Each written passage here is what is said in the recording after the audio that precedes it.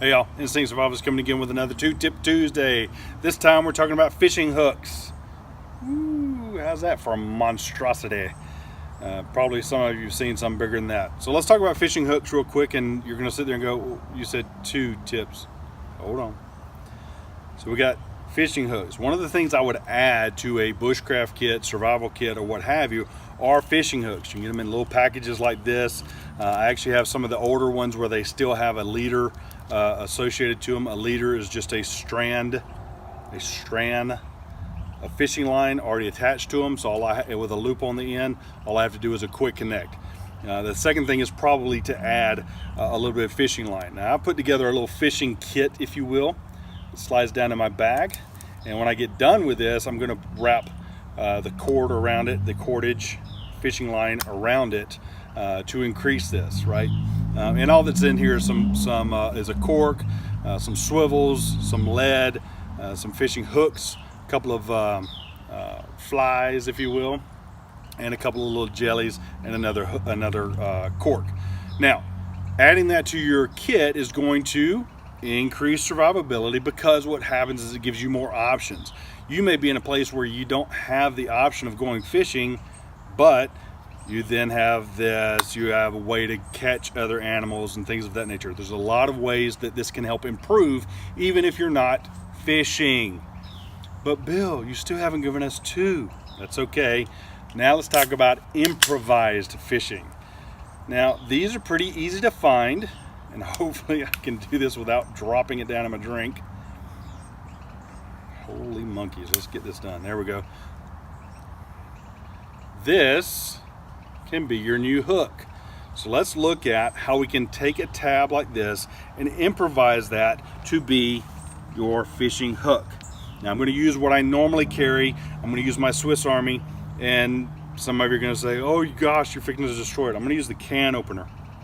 And what I'm going to do is I am taking, I'll show it to you after I get done. I may actually have to use the knife on this thing. Guys, if you hear a lot of background noise, weather sucks right now, real windy. All right, did the can opener, and all I did is, you'll note the small side and the large side. All I did was take the large side and pop it loose. Then what I do is I take the upper part of that tab and bend it up. Let me do this, and then I'll show you exactly what I'm referring to. And if you have pliers, this works much better. Mucho better, if you will.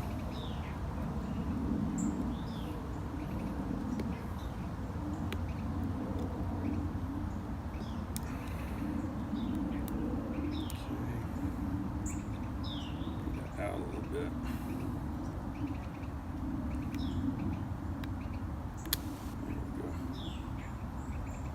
All right.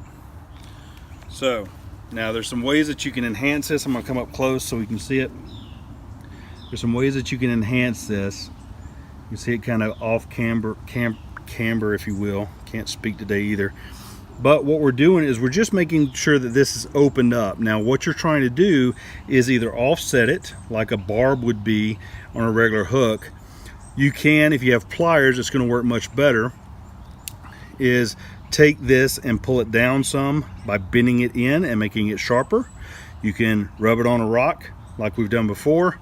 You can also take this part and bend it up. Now I'm going to take, I think I've got a rock over here, I'm going to bend it up, and we're going to try to make it a little bit prettier, if you will. And the reason being is not because we want it to look pretty necessarily. We want to be able to utilize this and, again, assure survivability. So in our case, what I want to do is just kind of bend things up a little bit, change it out. Again, a rock would be fine for this.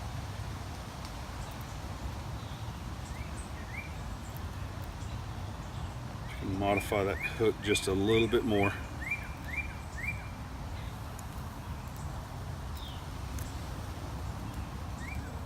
All right, that has opened the gap a lot. So as you can see, I've actually opened the gap. I put it back together so you can see kind of where it's at.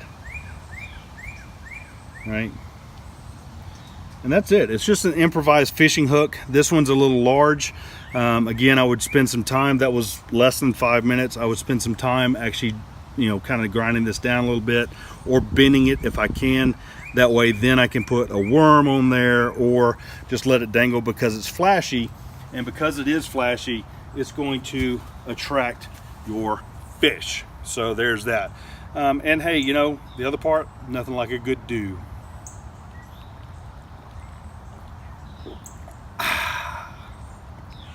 Anyhow,